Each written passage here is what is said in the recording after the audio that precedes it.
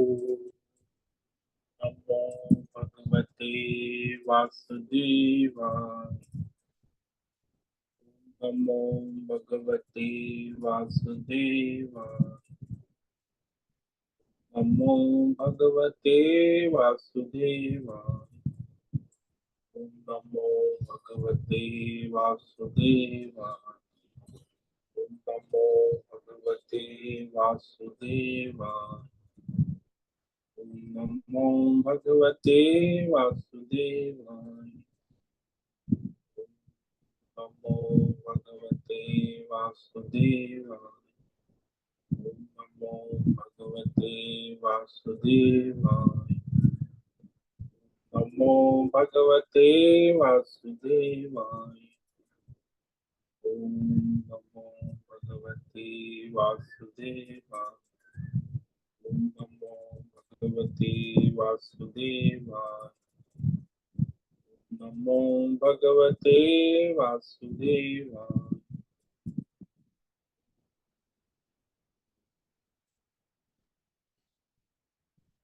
श्री परमात्मने नमो नमः। ओम गणपतये नमो नमः। ओम सरस्वती नमो नमः। ओम नमो नमः। ओम सहना भवतु सहनौ भुनक्तु सह वीर्यं करवावहै तेजस्विनावधीतमस्तु मा विद्विषावहै। ओम शांति शांति शांति। सदाशिवसमारम्भां शंकराचार्यमध्यमाम् अस्मदाचार्यपर्यन्तां वन्दे गुरुपरम्पराम्। ओम पार्थाय प्रतिबोधितां भगवता नारायणेन स्वयं व्यासेन ग्रथितां पुराणं मध्ये महाभारत अद्वैतामृतवर्षिणीं भगवतीम् अष्टादशाध्यायिनीं मत्वामनुसन्दधामि भगवते भवद्वेषिणी। वसुदेवसुतं देवं कंसचाणूरमर्दनं देवकी परमानन्दं कृष्णं वन्दे जगद्गुरुं। नमस्ते परमं ब्रह्म सच्चिदानन्दरूप निर्गुणाय नमस्तुभ्यं ओंकाराय नमो नमः। सर्वे दुर्गाणि तरन्तु सर्वे भद्राणि पश्यन्तु सर्वे सद्बुद्धिमाप्नोतु सर्वे सर्वत्र नन्दतु। ओम तत्सत्। ओम ओम। आप सभी ऑनलाइन नेटवर्क पर उपस्थित भगवद गीता श्रवण साधकों को आज प्रातः का अभिवादन अभिनंदन अभिवंदन। हरि ओम हरि ओम हरि ओम। हम सबको आज का यह दिव्य दिन तन मन धन जन देश काल विषय वस्तु परिस्थिति अवस्थाएं अध्यात्म भौतिक दैविक क्षेत्र व्यष्टि समष्टि सभी को अपने अपने पूर्व में अनंत जन्मों में किए हुए संचित पाप पुण्य धर्म अधर्म मिश्र कर्म के पके हुए फल स्वरूप में वर्तमान में आज सभी को अपने अपने प्रारब्ध अनुसार परमेश्वरीय अचिंत्य योग माया के माध्यम से प्रसाद स्वरूप में प्राप्त हुआ है। अतः आज का यह दिव्य दिन परमार्थ हेतु निष्काम सेवा यज्ञ देव यज्ञ ऋषि यज्ञ पितृ यज्ञ मानवता यज्ञ भूत प्राणी यज्ञ सात्विक दान शारीरिक वाचिक मानसिक तप निष्काम कर्म योग ध्यान योग भक्ति योग ज्ञान योग साधना स्वाध्याय वेद शास्त्रों का अध्ययन अध्यापन उपासना आराधना के लिए समर्पित करे और करवा अत्यंत दुर्लभ मनुष्य जीवन को परमार्थ हेतु सार्थक करे और करवावे। आज विक्रम संवत 2081 ज्येष्ठ मास कृष्ण पक्ष ग्रीष्म ऋतु है और ये यहाँ प्रतिपदा है आज। तो इसका मूल नक्षत्र पूर्व आषाढ़ नक्षत्र है और रविवार, और यहाँ ग्रीष्म ऋतु चल रही है। रात्रि का न्यूनतम तापमान 27 डिग्री रहा और दिन का अधिकतम तापमान 40 डिग्री रहा। वायु की गति 5-10 किलोमीटर प्रति घंटा चल रही। ईस्वी सन 2024, 23 जून 2024 सुबह के 7 बजने वाले। कलयुग का प्रथम चरण 5250वां वर्ष, 7वां वैवस्वत मनवंतर श्वेत वराह कल्प, ब्रह्मा जी का 26वां दिन और 51वां वर्ष चल रहा है। ऐसे अनंत कोटि ब्रह्मा और ब्रह्मांडीय परमेश्वरी अचिंत्य योग माया में हमारा यह एक ब्रह्मांड, इस ब्रह्मांड में ये पृथ्वी लोक में, समुद्र के ऊपर जम्बू द्वीप में, विश्व का एकमात्र वैदिक राष्ट्र भारत में, उत्तर हिमालय प्रांत में, उत्तराखंड राज्य में, टिहरी जिले में, हिमालयन शिवालिक पर्वतमाला के अंतर्गत मणिकूट पर्वत के ऊपर नीलकंठ महादेव के सामने, ऋषिकेश नगरी में, मुनि की रेती प्रांत में, शीशम झाड़ी में, उदबाड़ा आश्रम के सी ब्लॉक 5 नंबर कमरे से पहले माले से गंगा किनारे से हम स्वामी उत्तमानंद सरस्वती भगवद गीता के आचार्य शिष्य स्वामी चिन्मयानंद सरस्वती महाराज, कैलादैत वेद व्यास भगवत पाद शंकराचार्य की श्रृंगेरी संन्यास परंपरा से शिक्षित दीक्षित, सनातन वैदिक भारतीय हिंदू धर्म अनुसार संपूर्ण भगवद गीता ज्ञान यज्ञ ऑनलाइन चैतन्यमय जीवंत लाइव प्रसारण के अंतर्गत व्याख्यान माला में अध्याय 6 पर आज सत्संग करेंगे। रविवार का सत्संग है, तो इसमें आप श्रवण करें श्रद्धा भक्ति ध्यान पूर्वक, और फिर इस दिव्य सत्संग का लाभ ले, इसमें से कुछ ग्रहण करे, कुछ धारण करे, कुछ अपने जीवन में चरितार्थ करे और उसमें निरंतरता लाए।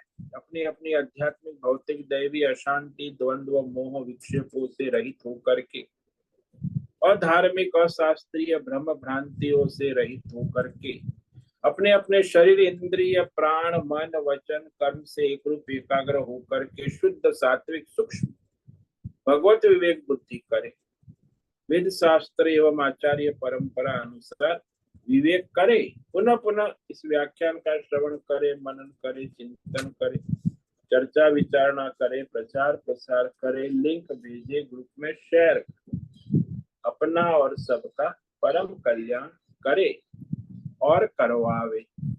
ओम तत्सत। ओम ओम।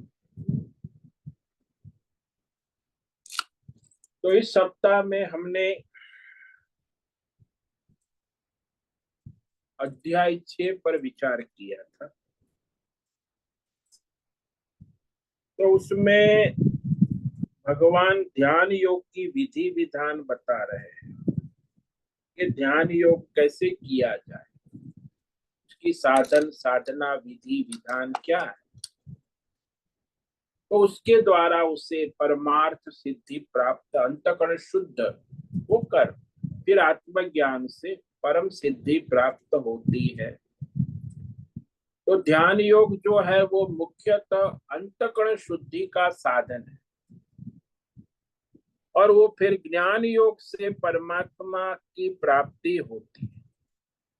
तो भगवान ने 8वें श्लोक में कहा था परमात्मा प्राप्त योगी के लक्षण, कि वो परमात्मा को प्राप्त है, उसके लक्षण क्या है, परमात्मा में स्थित है नित्य निरंतर सदा सर्वदा।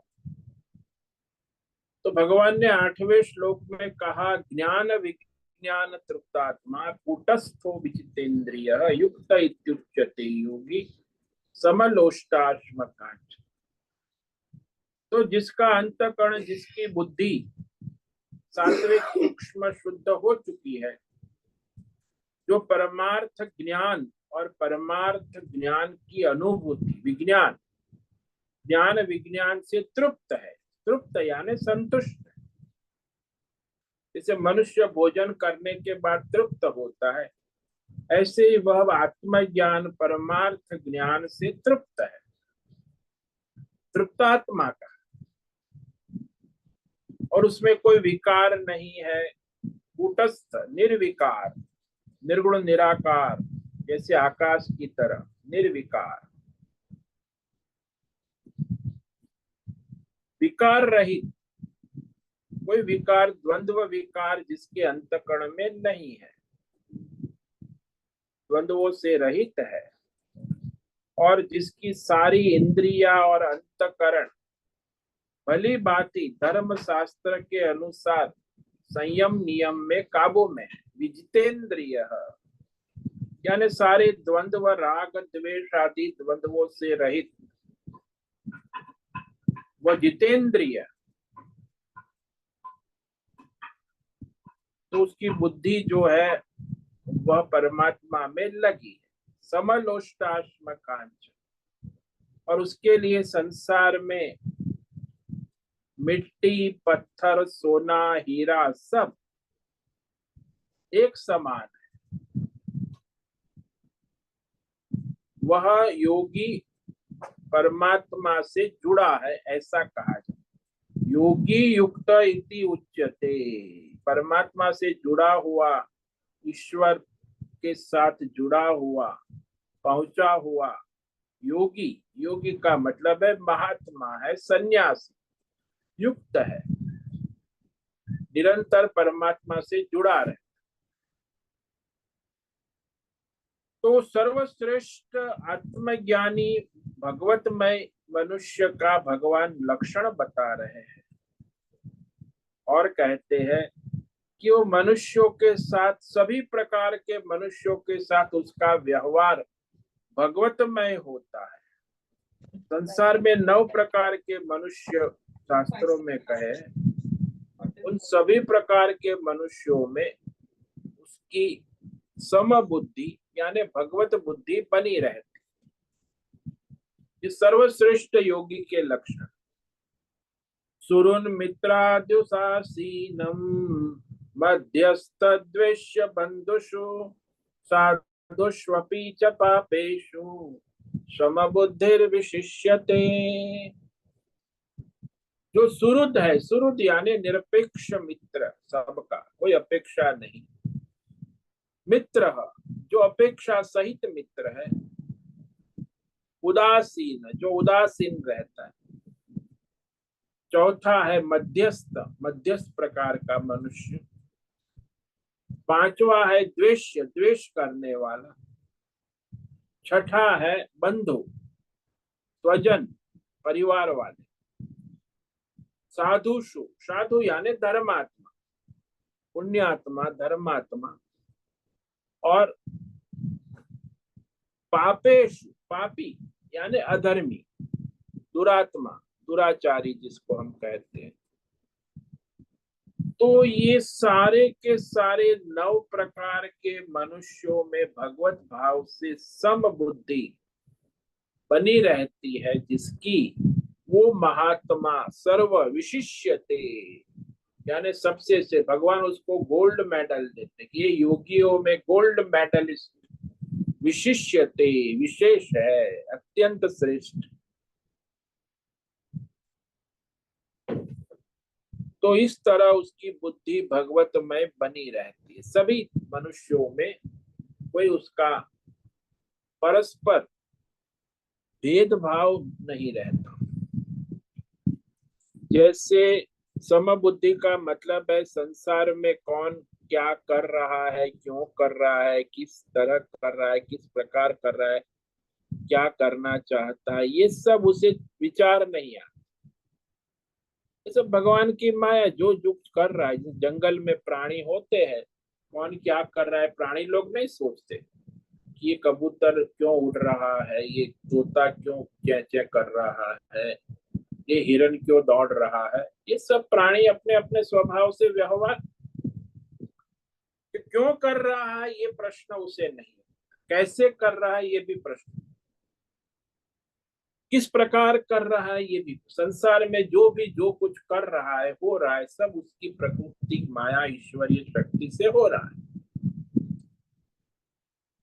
तो तो इस तरह क्या हो गया उसके बारे में भी वो सोचता नहीं, क्या हो रहा है और क्या होगा इसके बारे में भी उसे कोई देश काल विषय की कोई चिंता या चिंतन नहीं होता। उसकी भगवत बुद्धि दृढ़ है कि जैसी भगवान की इच्छा होगी वैसा हो गया, अब जैसी परमेश्वर की इच्छा होगी वैसा हो रहा है, और जैसी परमेश्वर की इच्छा होगी वैसा होगा। इसमें मैं क्या इच्छा करूं, ईश्वर के अधीन है सारा संसार। तो भगवत बुद्धि उसकी बनी रहती।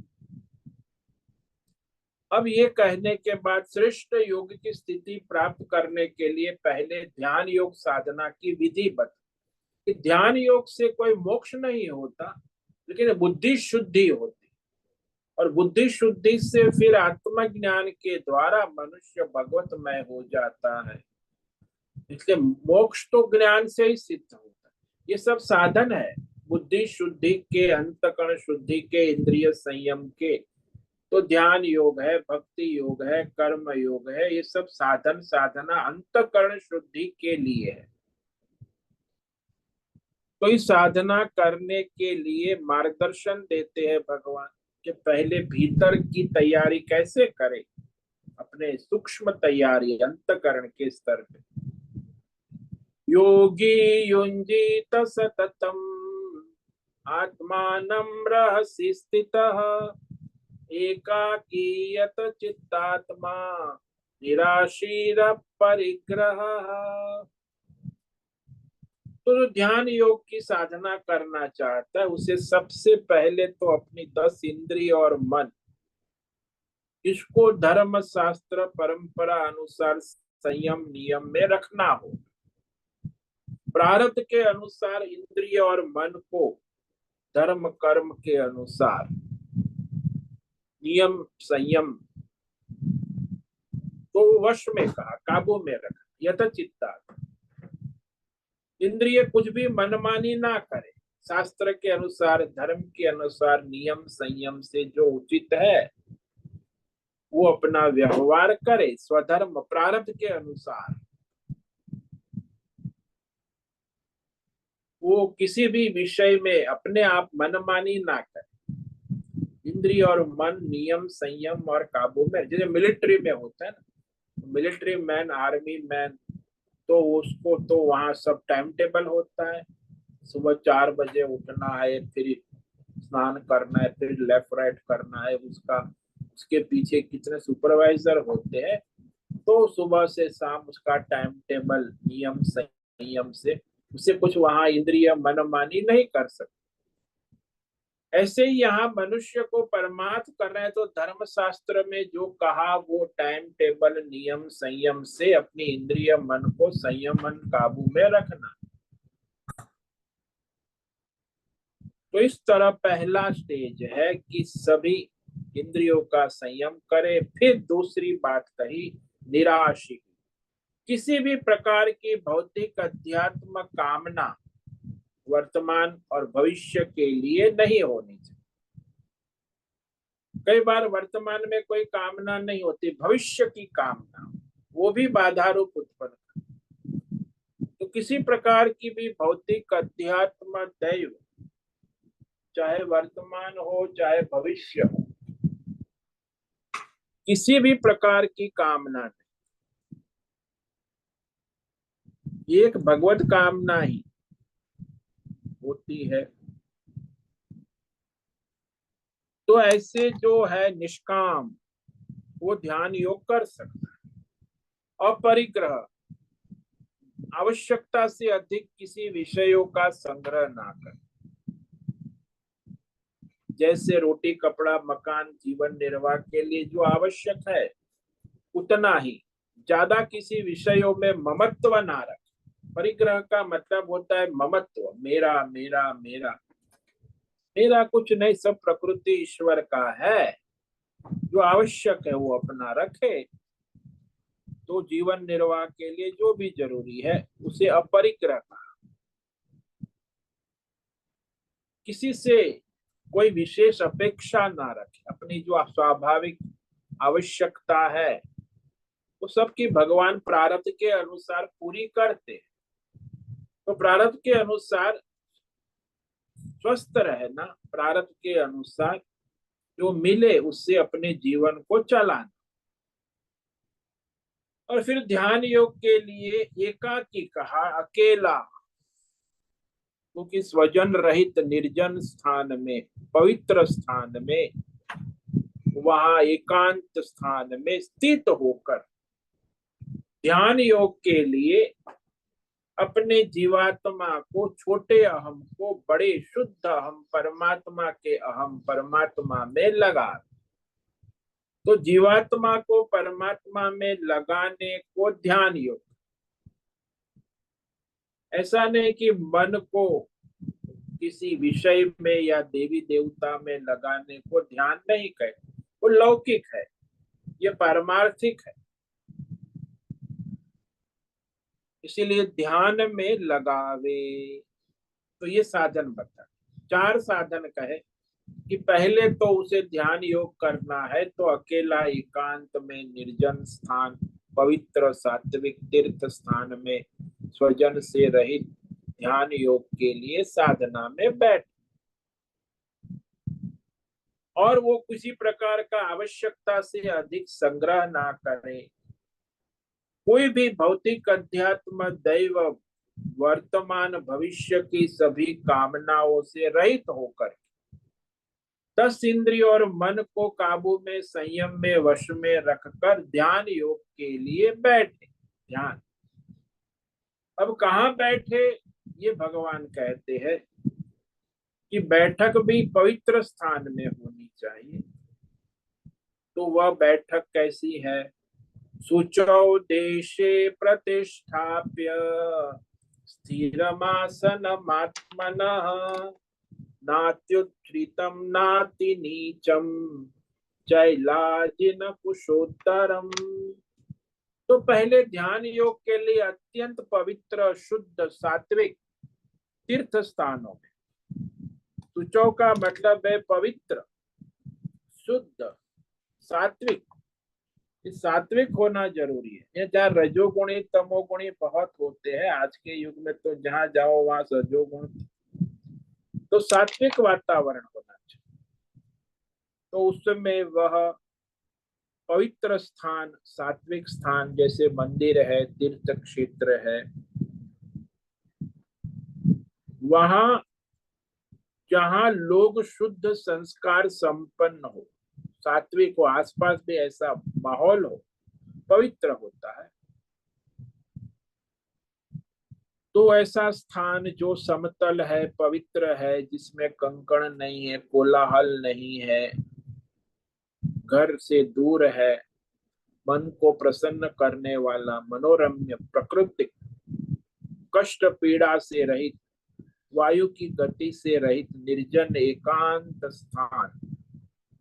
तो ऐसा स्थान हो जहां ध्यान हो सके। ध्यान के लिए बैठना है तो पहले आसन भी तैयार करना होगा। तो भगवान ने आसन कहा, चैलाजिन कुशोत्तर, पहले कुशा, उसके ऊपर मृगशाला या फिर कमल, या उसके ऊपर रेशमी वस्त्र का आसन बिछाए। वो आसन जो है स्वच्छ पवित्र होना चाहिए, दूसरों का उपयोग किया हुआ नहीं होना, पुराना नहीं होना चाहिए, फटा पुराना भी नहीं होना, सात्विक पवित्र अपना उपयोग किया हुआ आसन। तो ये आसन की भी महिमा है। उसके बाद कैसा आसन रखे, तो बोले 4 पाई पर रख सकते, बहुत ऊंचा भी नहीं, छत के ऊपर, पेड़ के ऊपर, पर्वत के ऊपर, या नीचे गड्ढा खोद के, सुरंग खोद के भी आसन नहीं लगाना। तो 4 पाई होती है, उसके ऊपर आसन बिछा सकते, और फिर आसन को स्थिर स्थापन करे, आसनम स्थिरम प्रतिष्ठा। तो ये आसन कैसा होना, स्थान कैसा होना, ध्यान योग के लिए एनवायरमेंटल, ये कहते बाह्य भौतिक तैयारी भी आवश्यक है। अब ध्यान आसन पर बैठकर क्या कर, ये बता रहे हैं। तत्र एकाग्रम मन कृत्वा यत चित्तेन्द्रिय क्रियः उपविश्यासने युञ्जात् योगम आत्मविशुद्धये।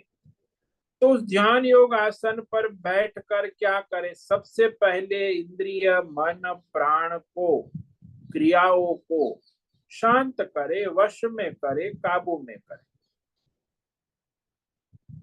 तो मन और इंद्रियों की 10 इंद्रियों की जो चेष्टा है, क्रिया है, उसको वश में करे, शांत करे, स्थिर करे। यानी सूक्ष्म वृत्ति मन की और इंद्रियों की बाह्य चंचल वृत्ति को शांत करे संयम नियम में। तो वैसे अंतःकरण अत्यंत सूक्ष्म और शुद्ध सात्विक, मतलब ये कि सात्विकता में आए, रजोगुण तमोगुण से रहित होगा। तो कोई भी साधना करनी है, धर्म करना है, उसमें सात्विकता होना आवश्यक। रजोगुणी मनुष्य धर्म भी नहीं कर सकता, योग साधना भी। रजोगुण तमोगुण से योग साधना नहीं, इसीलिए वो संयम नियम करना है, सात्विकता। और फिर 10 इंद्रियों को सात्विक संयम नियम में करते हुए अपने मन बुद्धि अंतकरण को एकाग्र यानी परमात्मा में लगाए। जीव जगत ईश्वर आदि बहिर्मुख वृत्तियों से हटाकर एक ही परमात्मा में स्थिर कर, एकाग्र कृत्वा, स्थिर करके आत्मा विशुद्ध योगम युज्यात, अपने अंतकरण शुद्धि के लिए, बुद्धि की शुद्धि के लिए, संचित वासना संस्कार की शुद्धि के लिए ज्ञान योग का अभ्यास करे। तो इस तरह ध्यान योग के अभ्यास का प्रयोजन समझ ले, मोक्ष नहीं है। भगवान ने कहा आत्मा विशुद्ध, अंतकरण की शुद्धि के लिए, जिसमें अनेक प्रकार के द्वंद्व है, राग द्वेष है, काम क्रोध लोभ मोह है, उसका शुद्धिकरण ध्यान योग में। तो अंतकरण का शोधन करना आवश्यक। अब ध्यान योग की विधि, बैठक कैसी रखनी चाहिए, बैठने के बाद शरीर को कैसे रखें, तो शरीर की स्थिति कैसी होनी चाहिए ध्यान योग में, शारीरिक एकाग्रता कैसी? तो ये भगवान कह रहे हैं, समम काय शिरो ग्रीवम धारयन्न चलम स्थिरः संप्रेक्ष नासिकाग्रम स्वम दिशश्चानवलोकयन्। तो सारे विधि विधान शारीरिक मानसिक भौतिक कहने का, और शरीर की स्थिति उसकी विधि इस प्रकार है कि मस्तक गर्दन और पीठ यानी रीढ़ की हड्डी, शरीर मस्तक गर्दन एक समान सीधा, सीधा यानी 90 डिग्री समम। और फिर अचलम कहा, स्थिर, जैसे खंभा होता है हिलता नहीं, ऐसे भीतर बाहर से सारी इंद्रिया स्थिर शांत हो, शरीर भीतर से भी और बाहर से भी स्थिर और अचल, और अचल धारण करे, धारे स्थिर करे, अचल करे। और फिर अपनी नासिका के अग्र भाग में दृष्टि जमाए, मतलब इन आंख को जो है आधी खुली आधी बंद, यानी न भीतर जाने दे न बाहर ले, यानी सभी इंद्रियों को, यहाँ केवल आंख का मतलब एक आंख नहीं है, सभी को काबू में संयम में अच्छी तरह रखे अपनी अपनी जगह पे, यहाँ तक कि लॉकडाउन कर सभी 10 इंद्रिय और मन को। तो ध्यान के लिए ये आवश्यक, 10 इंद्रिया तो कभी भी, सभी इंद्रिया जो है चंचल है, तो तुरंत कहीं भटकने लगती है। तो सभी इंद्रियों का संयमन नियमन करके उसे शांत रखे, चंचलता से रहित कर। कर्मेंद्रिया यानी आपका शरीर जो है 10 इंद्रियों को धारण करके मानो खंभा है, मंदिर का खंभा, स्थिर अचल हिलता नहीं, ऐसे ही शरीर को स्थिर अचल करे, यहां वहां ना देखे। दिशश्चानवलोकय। तो कोई भी चंचलता है, आंख जो होती है, ये आंख आई बॉल है, वो दसों दिशाओं में देखते हैं। आप देखो राइट लेफ्ट ऊपर नीचे, आई बॉल एकदम घूमता रहता है, ऊपर देखो तो ऊपर चला जाए। तो ये आई बॉल जो है दसों दिशाओं में घूमता है, उसे स्थिर रखे, यानी आंख को 10 दिशा में घूमने ना दे, स्थिर करे, दसों इंद्रियों को काबू में करे और इससे आसन पर बैठे। तो ये शारीरिक तैयारी कर दी। अब मानसिक तैयारी करनी है, तो उस पर हम कल विचार करेंगे कि मानसिक स्थिति कैसी होनी चाहिए ध्यान के समय। तो भगवान ने यहाँ कहा, प्रशांत आत्मा विगत भी ब्रह्मचारी व्रते स्थित मन संयम मच्चित्त युक्त आसीत मन। तो सारे व्रत में होना चाहिए, ब्रह्मचारी व्रत, इंद्रियों का मन का संयम और भय से रहित। दूसरा कोई नहीं है, मैं हूं, ईश्वर है। और प्रशांत, मन भी प्रशांत होना आवश्यक। तो संयमित और प्रशांत होने के साथ वह अंतकरण जो है भगवतमय हो जाता, भगवत परायण होकर बैठे। तो इस ध्यान योग पर हम कल विचार करेंगे। तो आज तो रविवार है, इसीलिए ये जो इस सप्ताह में हमने श्लोक किए थे उसे संक्षेप में कहा। अब आपको किसी को कोई इसी विषय में प्रश्न है, कोई साधना के विषय में, तो आप प्रश्नोत्तरी सत्संग कर वो करे। जो भी किसी को कोई प्रश्न है अभी।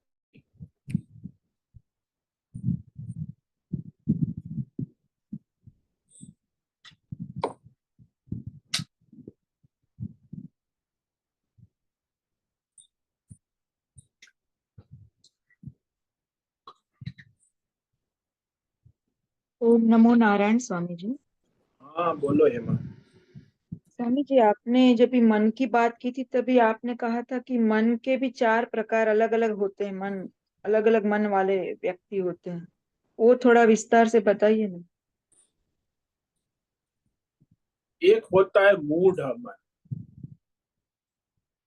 दूसरा होता है क्षिप्त, तीसरा होता है विक्षिप्त और चौथा होता है एकाग्र मन। मूड यानी तमोगुण में पड़ा हुआ है। हाँ क्या है, कुछ है, हाँ उसको हिलाना डुलाना। तो इसका मन मूड है, जैसे शराबी है, उसकी बुद्धि मूड हो जाती है, मन भी मूड। तो शराब के नशे में है, मूड है। या तो कहीं तमोगुण में पड़ा है, नींद से उठा है तो भी मूड है, उसका मन जो है अभी जगा नहीं है। हाँ मैं उठूंगा उठूंगा, अभी तो पड़ा है, बैठते बिस्तर। तो निद्रा में है या शराब के नशे में है, ऐसे मन जो है मूड अवस्था है।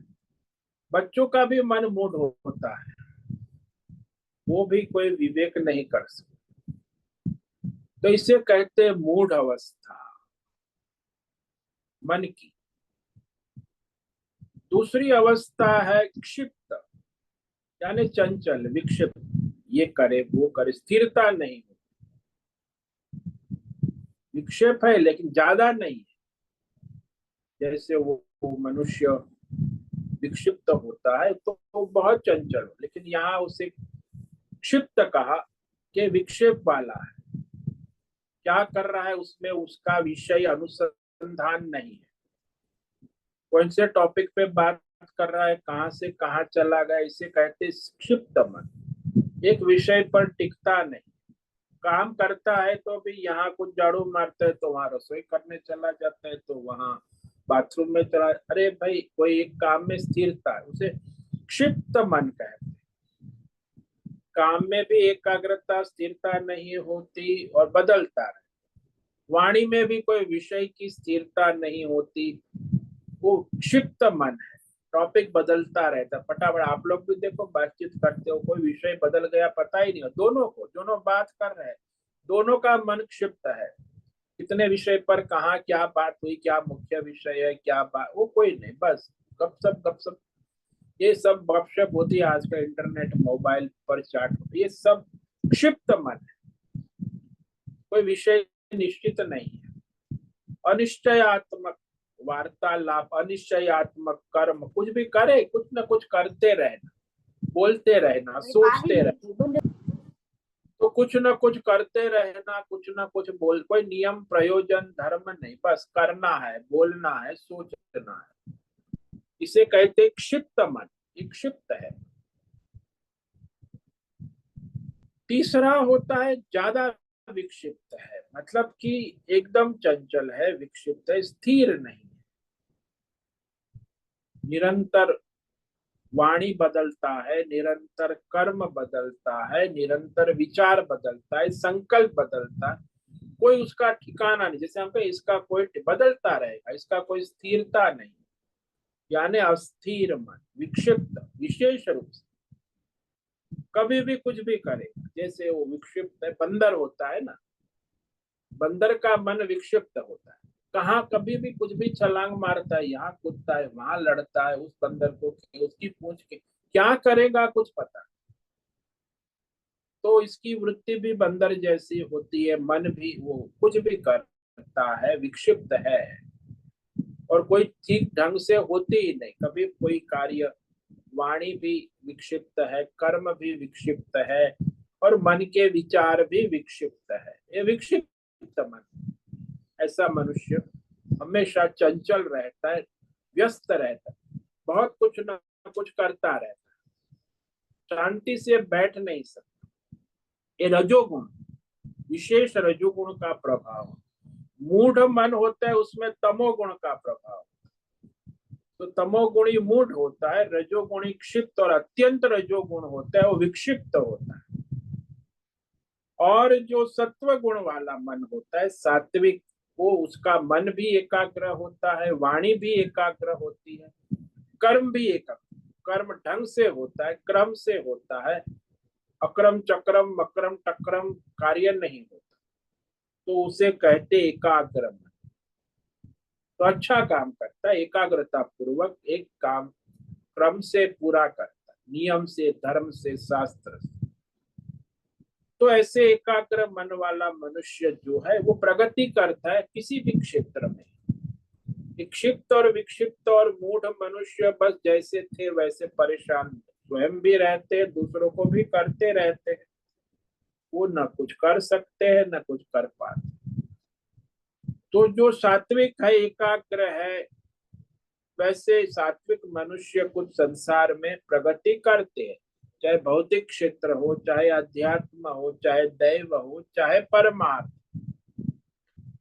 इसलिए एकाग्र मन जो अग्रे एकम अस्ति इति एकाग्र, भाई उसके सामने एक ही काम है, एक ही वाणी है, एक ही विचार है, यानी कि विचार अलग है, वाणी अलग है, कैसे विविधता नहीं, एकाग्रता है भीतर से और बाहर से। ऐसा नहीं कि बाहर एकाग्रता, भीतर से भी एकाग्रता, कि वो अपने परमार्थ में लगा है, धर्म में लगा है।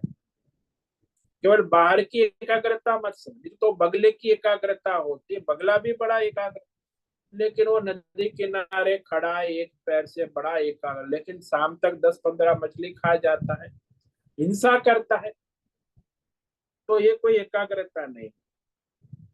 इसीलिए बगला जैसी एकाग्रता नहीं, परमार्थ धर्म में एकाग्रता हो, स्वधर्म परमार्थ।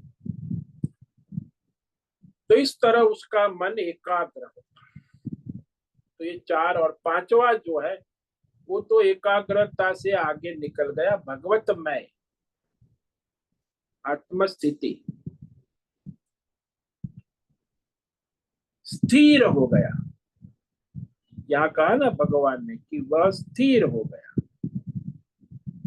प्रतिष्ठित हो गया अपने आत्म स्वरूप में, परमात्मा में स्थिर अंतकरण मन। तो उसे परमात्मा के सिवा और कुछ नहीं रहता।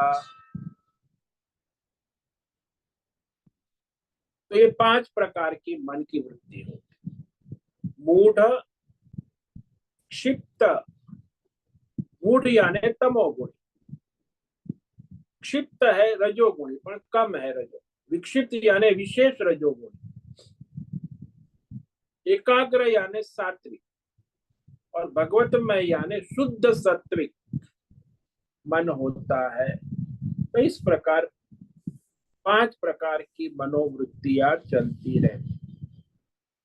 तो इस तरह ये शास्त्रों में कहा है, सात्विक राजसिक तामसिक ये मनोवृत्तियां है। समझ में आया?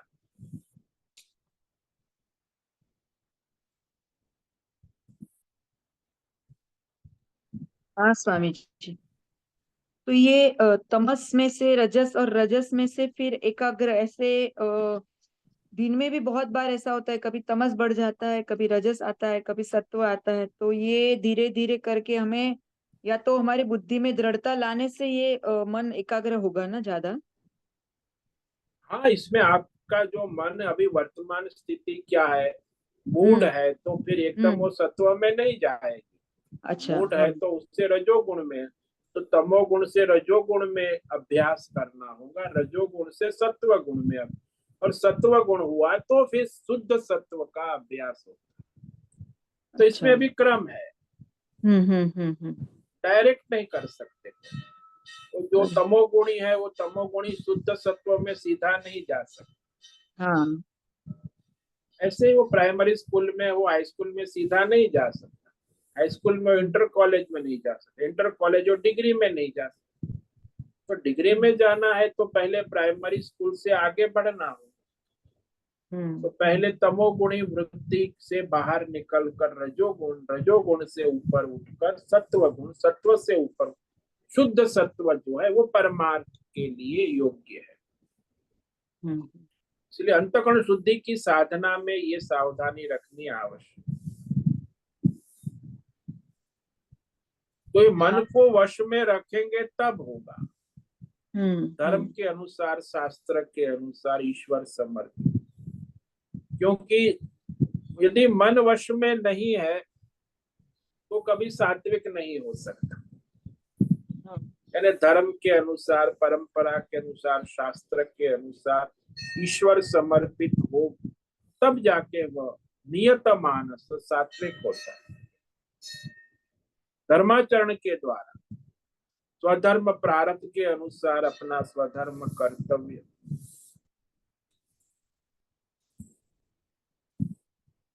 तो इस तरह जैसे हम धीरे धीरे यहाँ करना होता है, ऐसा नहीं कि एकदम से आप करो। जैसे हमने यज्ञ किया तो यज्ञ करने के बाद अग्नि शांत होती है तो लकड़ी है उसमें, तो धीरे धीरे धीरे वो शाम तक राख हो जाती है, फिर राख शांत हो जाती है। एकदम से करे तो ठीक नहीं। अग्नि धीरे धीरे बिना ईंधन के शांत होती है, जैसे मन भी धीरे धीरे तमोगुण से रजोगुण, रजोगुण से सत्वगुण में जाता है, एकदम से नहीं होता।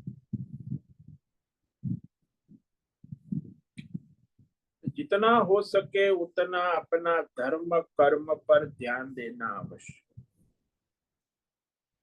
प्रारब्ध के अनुसार स्वधर्म, उससे सात्विकता की ओर जाता है,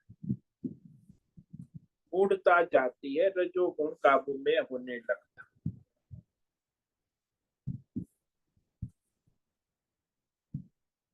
तो निरंतर प्रयास करना है ना, ऐसा नहीं कि एक दिन किया और फिर हो गया। निरंतर प्रयत्नशील होते ही वह जो है मन अपने तमोगुण से, रजोगुण से सत्व गुण की ओर आगे बढ़ता है, और क्रम से होगा, डायरेक्ट जंप नहीं होगा। जैसा है अपनी योग्यता के अनुसार साधना होगी तो फिर वो परिणाम आएगा ना। योग्यता के अनुसार नहीं होगी तो परिणाम नहीं आएगा। कोई भी मनुष्य योग्यता के बिना चेष्टा प्रयत्न करेगा तो कोई परिणाम नहीं मिलेगा। योग्यता के अनुसार किसी भी क्षेत्र में अपनी योग्यता को बनाए हुए साधन कर, तब वो सिद्ध होता है। जब योग्यता ही नहीं है तो कैसे जैसे आप एसएससी में फेल है, वो कहता है मुझे एमबीबीएस डॉक्टर बनना है, अभी वो प्रयत्न करेगा, कंपाउंडर बन जाएगा, डॉक्टर नहीं बनेगा।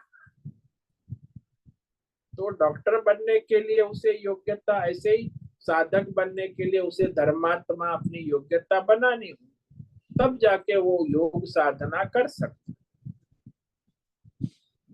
हाँ, मतलब क्रम अनुसार जाने के लिए पहले अपने आप को जानना जरूरी है कि मेरे में अभी कितनी चंचलता है, कि कहाँ मेरी मन की स्थिति जा रही है। हाँ, वो वो सब। आपकी योग्यता जानना हाँ। आवश्यक है, मेरी क्या वर्तमान हाँ। योग्यता है। हाँ। योग्यता के अनुसार जो प्रयत्न करेगा वो सार्थक होगा। अब इसीलिए योग्यता नहीं और उसके प्रयत्न करेगा तो व्यर्थ जाएगा। मैं कहाँ तो खड़ी हूँ, अनधिकारी। मुझे हाँ, पता होना, मैं कहाँ खड़ी हूँ और मुझे पता होना चाहिए अभी। हाँ, हम्म। इसीलिए वो जो योग्यता के अनुसार प्रयत्न करेगा तो वो कार्य सिद्ध होगा। योग्यता नहीं है तो पहले योग्यता बनाओ, फिर हम्म। प्रयत्न करो अपने आगे लक्ष्य की ओर। भाई 10वीं में आपको 90% प्लस आ गए हैं, तो आप मेडिकल एंट्रेंस एग्जाम दो, आपकी योग्यता है।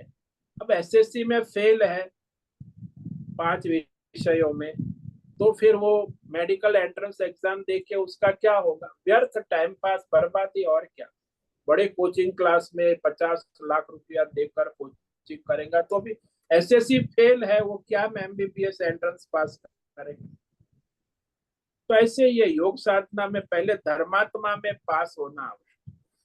धर्मात्मा नहीं है तो योग साधना का सपना नहीं देखना चाहिए। जो धर्म धर्म की खिचड़ी पर, तो पहले धर्मात्मा बनना आवश्यक, तब जाके योग साधना की ओर योग्यता बनती है, फिर वो साधना होती है क्रम से। यहाँ क्रम है, कोई डायरेक्ट नहीं, जन्मांतर का क्रम है ना। कभी लोग हम देखते कि बचपन से इसको, अरे भाई ये पिछले जन्मों में क्रम से आ गया, इस जन्म, ये तो योग साधना तो भगवान ने कहा ना कि ये तो इसका अनुसंधान जन्मांतर का होता है। पिछले जन्म में आप जो साधना करके आए वो इस जन्म में भगवान नहीं करने दे, वो आगे की साधना आपके लिए अनुकूल हो जाएगी। तो वो आपको निर्धारण करना होगा कि वर्तमान जन्म में, वर्तमान अवस्था में आपकी योग्यता क्या है। आप धर्मात्मा हो कि कर्म योग की योग्यता है, कि ध्यान योग की है, कि भक्ति योग की है, कि ज्ञान योग की योग्यता है। जो योग्यता है उस अनुसार अपना प्रयत्न करो तो वो सार्थक होता है। योग्यता को जानना बहुत आवश्यक है। उसके बिना जो भी प्रयत्न के वो निरर्थक, बेकार, व्यर्थ हो जाता है। ये विक्षिप्त मन मतलब वही कसा युक्त मन ना स्वामी जी? विक्षेप बहुत ही निरंतर चंचल है, बहुत ही विक्षेप है, स्थिरता ही नहीं है, विशेष विशेष रूप से क्षिप्त है। अच्छा। और जैसे वो यहाँ बंदर एक का मैं हाँ, कषाय युक्त मन भी कहते हैं, वो कैसा फिर मन?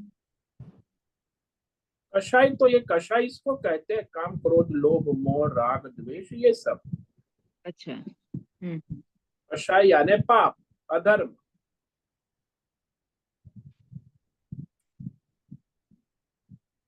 वो कषाय तो वो भी मूढ़ मन है, पापी अधर्म ये सब मूढ़ है, क्षिप्त है, हम्म। विक्षिप्त है, अधर्मी है। धर्म अधर्म की खिचड़ी पकाते। धर्मात्मा होता है उसका मन एकाग्र हो सकता है, सात्विक, नहीं तो नहीं हो सकता। रजोगुणी तमोगुणी तो क्षिप्त मूढ़, तमोगुणी तो मूढ़ ही रहेगा, रजोगुणी जो है वो क्षिप्त रहेगा, विक्षिप्त रहेगा। हम्म। तो ध्यान के लिए मन की अवस्था बहुत जरूरी है, हाँ, देखना और। मन एकाग्र योग्य बनाना, उसकी योग्यता होना आवश्यक। नियत मानस कहेंगे भगवान आगे 15वें श्लोक में, कि जिसका मानस नियत है यानी स्वाधीन है, परमार्थ में लगा, धर्माचरण द्वारा संपूर्ण काम। जैसे कार है, आपको कार चलाना आता है तो कार आपके स्वाधीन है कि पराधीन? चलाना आता है तो आप स्वाधीन है, कार चला के आप कहीं भी चली जाओगी। लेकिन यदि कार चलाना नहीं आता और कार चलाओगी तो क्या होगा? एक्सीडेंट के सिवा कुछ नहीं होगा। तो ऐसा है, पहले अपनी ये जो सारा शरीर इंद्रिय प्राण मन बुद्धि 24 तत्व को संचालन करने की विधि धर्म कर्म है, उसे समझना चाहिए। बिना कार ड्राइविंग सीखे आप कार चलाओगे तो दुनिया में ऐसा ही है, आजकल मनुष्य को 24 तत्व का विवेक ही नहीं है, स्थूल सूक्ष्म शरीर का, और वो चलाते हैं गाड़ी, एक्सीडेंट ही होता है, हर दिन एक्सीडेंट होता है, घायल होता है, फिर चलाता है। तो वो तो मूर्खता है। पहले 24 तत्वों का विवेक करो कि ये कार है आपकी, उसका क्या क्या सिस्टम है ईश्वर ने बनाया है, उसमें आपका रोल क्या है, आपका स्वधर्म क्या है, उस अनुसार चलाओ।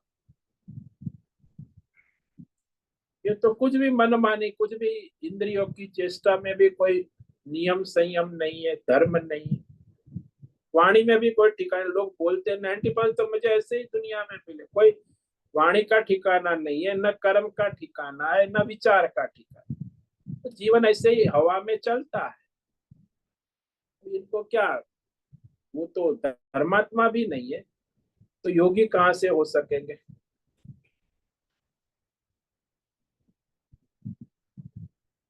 हाँ स्वामी जी, समझ में आ गया। बहुत बहुत धन्यवाद। ओम नमो नारायणाय। नमो नारायण। हरि ओम हरि ओम हरि ओम। स्वामी जी, यो बोलो बच्चे। स्वामी जी, जो आपने ये जो विवेक कराया कि पहले धर्मात्मा, यहाँ मूल वाणी, विचार और कर्म, तो उसका जरा विवेक कराइए ना कि धर्मात्मा है, उसका कर्म कैसा होता है, उसकी वाणी कैसे होती है और उसके विचार कैसे होते हैं शास्त्र के हिसाब से। शास्त्र के अनुसार उसका विचार होता है, फिर शास्त्र के अनुसार उसकी वाणी होती है, शास्त्र के अनुसार उसका कर्म होता है। जैसे एग्जाम्पल ले कि कोई जो है खाना पकाना चाहता है, लेकिन उसके खाना पकाने के कोई सिस्टम पता ही नहीं, तो अपने विचार से अपना किचन है पूरा फुल फ्लेज, जो बनाओ कुछ भी, तो कुछ भी बना लेता है, जली कटी रोटी बना लेता है, सब्जी जला देता है, चावल को कच्चा पक्का कर देता है, दाल का मसाला कर देता है। तो वो खाना तो पकाता है, लेकिन उसके विचार वाणी और व्यवहार सारे डावाडोल है।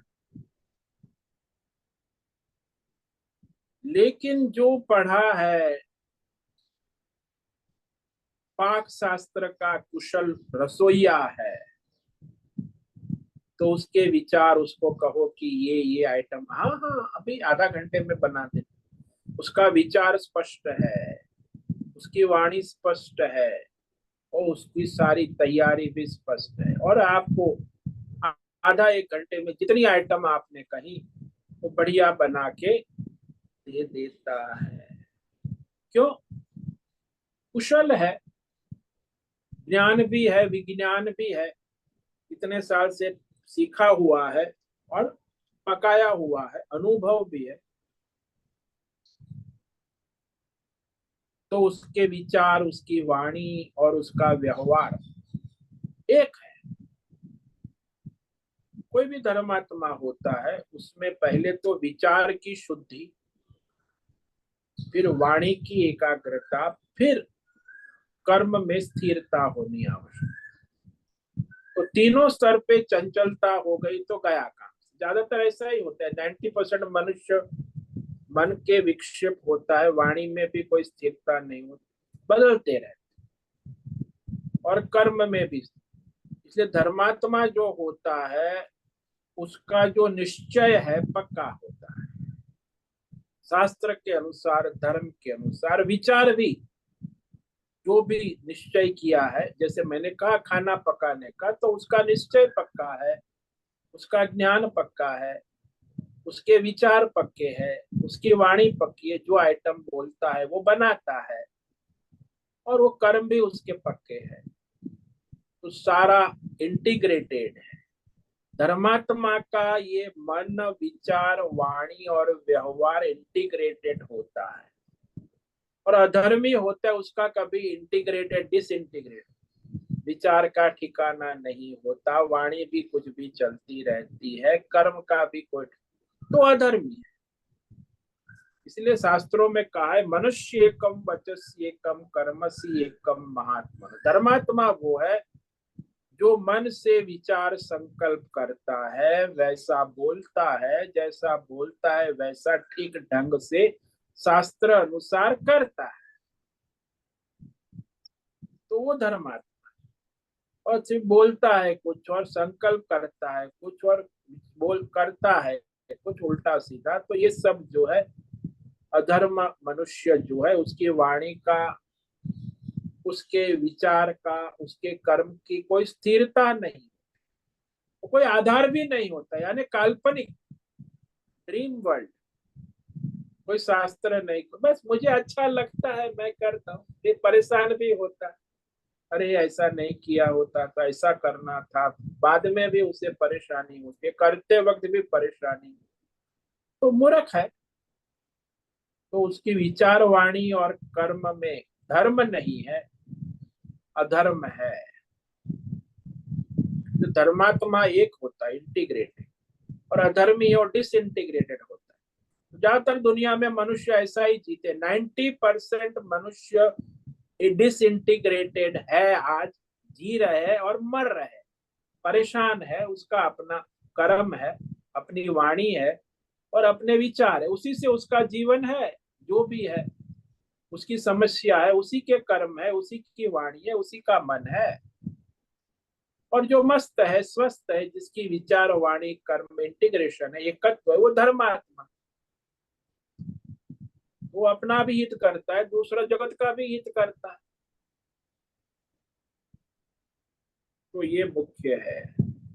शास्त्र के अनुसार, परंपरा के अनुसार ज्ञान युक्त मन, वचन, कर्म में एकता होनी। आई थिंक सो, मैं ऐसा सोचता हूँ, ये सही है, ऐसा नहीं, शास्त्र प्रमाण, परंपरा से प्रमाणित निर्णय होना चाहिए, फिर मन विचार उसी अनुसार, वाणी और उसी अनुसार कर्म, तब वो रसोई आप बढ़िया रसोई बना लेते हैं। अब बाकी तो सब घर में बनाते ही अपने ढंग से, कोई सीखी ने ऐसे ही यहाँ वहां देख के सुन के, तो वो कोई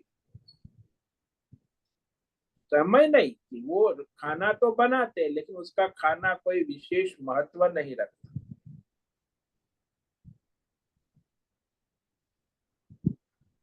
तो ऐसा है, धर्मात्मा और अधर्मी में ये स्पष्ट दिखता है।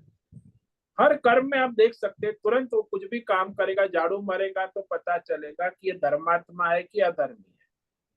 दो वाक्य बोलेगा कि ये करना है तो तुरंत ये धर्मात्मा है कि अधर्मी है। डिसइंटीग्रेटेड है वो अधर्मी है, वो अधर्मी में ही जीता है। इंटीग्रेटेड है वो धर्मात्मा। मानो कि टाइम किसी ने दे दिया कि मैं 4 बजे आऊंगा और वो 4:10 को आता है, तो समझ आए डिसइंटीग्रेटेड, ये धर्मात्मा नहीं, ये मूर्ख है, अधर्मी है। तो समय का इंटीग्रेशन होना, स्थान का विषय का इंटीग्रेशन होना, देश काल विषय ये भी महत्व का है। मन वचन कर्म का इंटीग्रेशन होना, तो किस देश में, किस काल में, किस विषय का अनुसंधान कर रहे हैं, तो ये भी महत्व का है। देश काल विषय और मन, वाणी और कर्म सबका तालमेल होना चाहिए, वो धर्मात्मा है।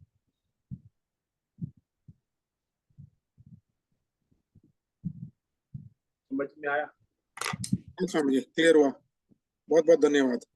ओम नमो नारायणाय। नमो नारायण।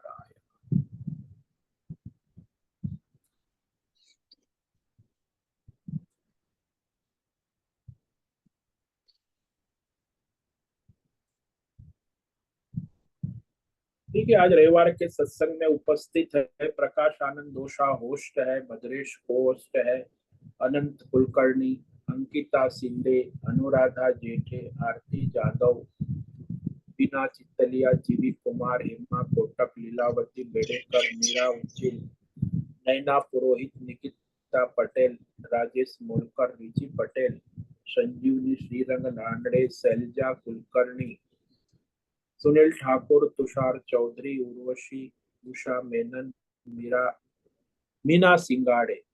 तो आज इतने साधक उपस्थित है। रविवार का सत्संग हुआ। अभी कल हम आगे जो है 14 नंबर का श्लोक है, जो मानसिक तैयारी, भीतर की मन की तैयारी, 14वां श्लोक प्रशांत आत्मा विद, उस पर कल विचार करेंगे।